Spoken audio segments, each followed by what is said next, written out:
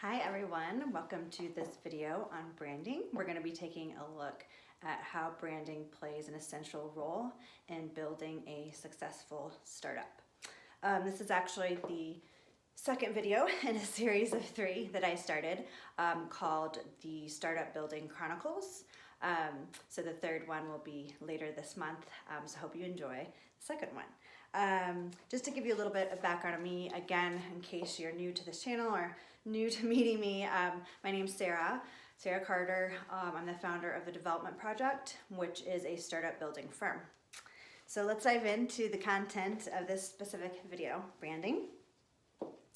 Okay, so what I'd like to say about branding in terms of its role at a startup.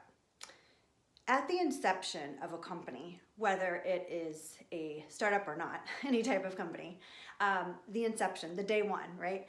Your brand starts then. So you want to be thinking in those terms when you start your startup, when you found your startup, when you're building your startup. I kind of liken it to when you first meet a person, you know, whether that's in person or online or wherever. One of the things that happens subconsciously and consciously is that you start forming opinions of them. You almost start creating your own brand of what you think they are or who they are, right? Without even necessarily intentionally trying to.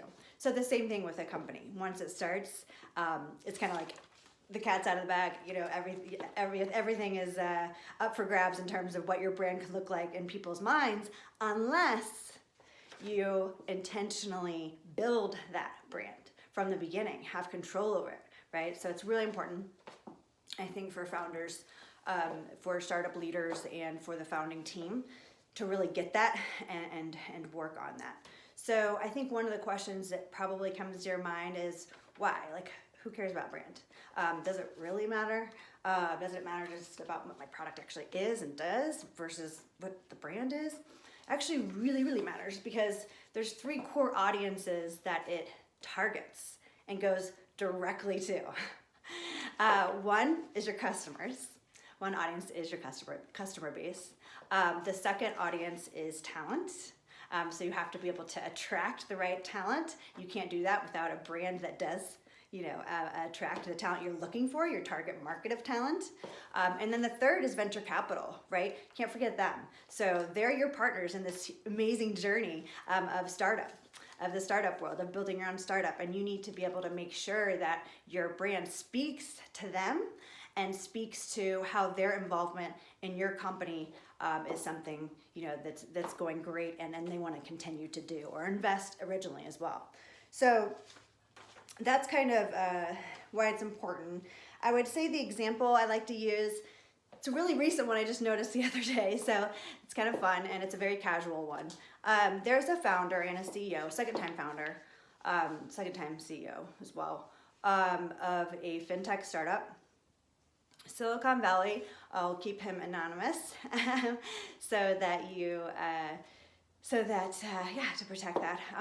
But he's in a good example of branding, because this is a simple way to one little facet of branding that's like super easy to do, and he does it really well. So if you take LinkedIn, right, it's a big platform where you can really get some really solid following in all 3 of those audiences I spoke of.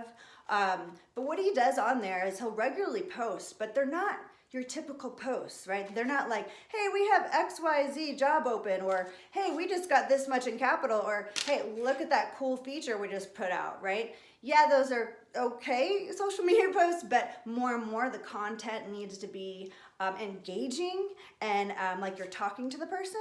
He does that really well. He asks questions in the posts he makes.